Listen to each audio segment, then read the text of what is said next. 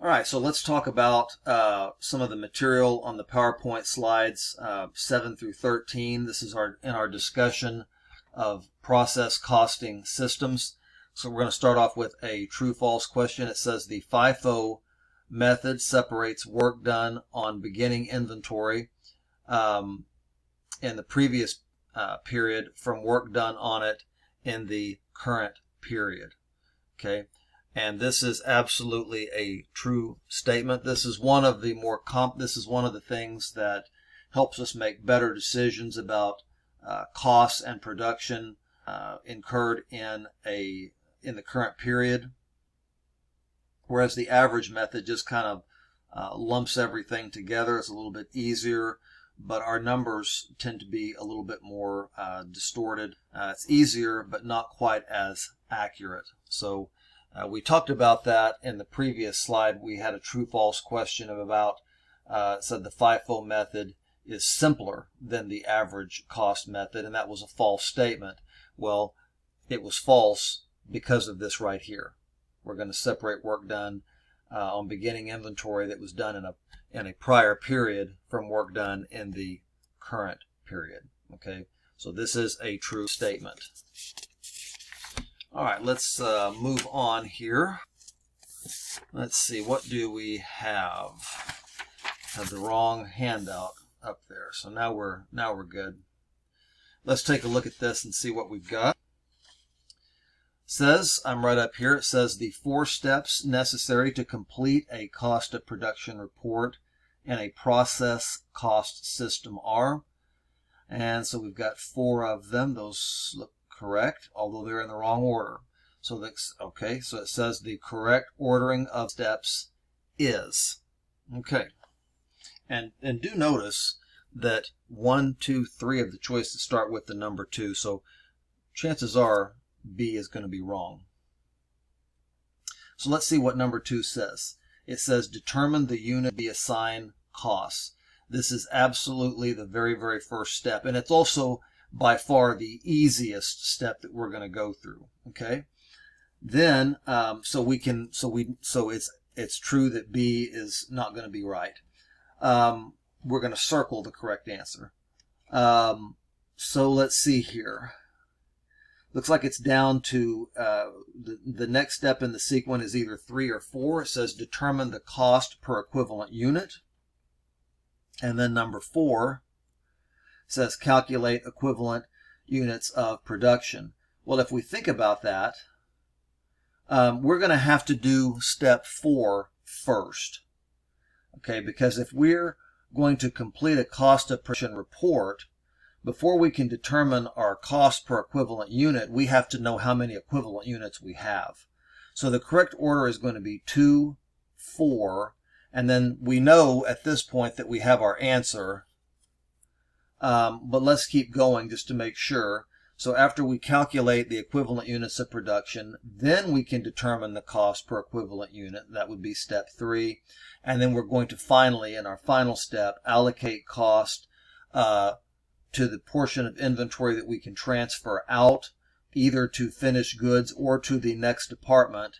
And then also that we're going to allocate among our inventory in process, that work in process portion that is not complete. Okay. All right, so we've got a lot of writing here. I see a lot of numbers up in this question. So what I'm going to do is I'm going to drop down and I'm going to read what they want to know first. It says, what is the total number of units to be assigned cost on the cost of production report for Department W? Okay, and then it says see slide 12. So we can probably have an example on slide 12 of that PowerPoint video that should be up or is up that we could look at. It says here, so let's go up to the scenario. It says Department W had 2,400 units, 1/3 completed at the beginning of the period. 16,000 units were transferred to Department X from Department W. Okay, and 1,800 units were 1/2 completed at the end of the period. Well, just into the month. as it says, assume the completion ratios apply to direct materials and to conversion costs. So what they're saying is that we're 1/3 done as to materials and conversion costs at the beginning of the period and 1/2 at the end. That's not how we're usually going to look at most of these, but it's good. That would normally be a complicating factor, but for what we're talking about, it isn't. So we're using the FIFO method, and it actually wouldn't matter if we weren't, but it is assumed that these 2,400 units are part of these 16,000 units. It stands to reason that we're going to complete the stuff that we started in the prior period before we start any additional units. So that, there were 2,400, these 2,400 units were completed.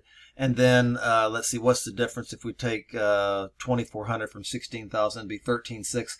There were 13,600 units that were started and completed in that department all within the month. So that's 16,000 units. I just want you to understand that this 2,400 is part of the 16,000, okay? Then at the end of the period, we got 1,800 units that are one half complete, okay? Then we'll know the total number of units to be assigned cost, okay? Well, even though these 1,800 units are not completed, we still have 1,800 units that have to be assigned cost. So all we have to do here is add the 1,800 to the 16,000, and we have our answer, choice D. Okay? Now we need to be very careful on this next question. We're actually going to do it the exact same way that we did the previous question, but there's some information that could confuse us if we're not careful. So let's drop down and look at the actual question. It says, what is the total number of units to be assigned cost, assuming that the first in, first out method is used to cost inventories, and they say, and materials were added at the beginning of the process. Okay.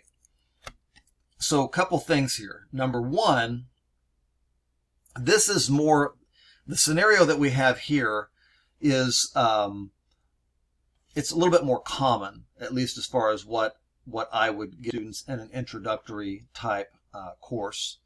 All right. So if we think about this, in the previous question we had we can't see it. I guess if I drop down a little bit we can.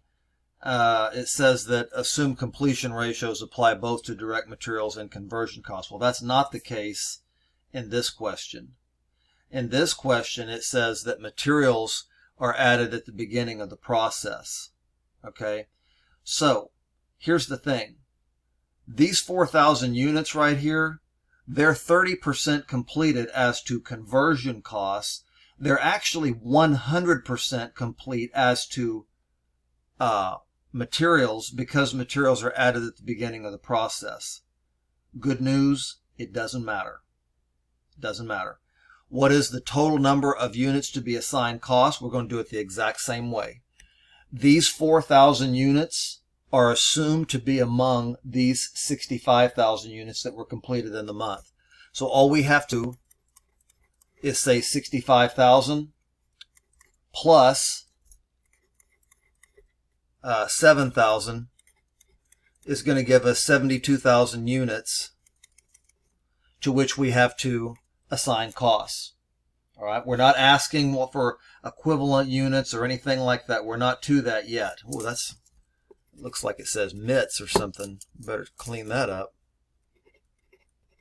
Units. Still not very good, is it?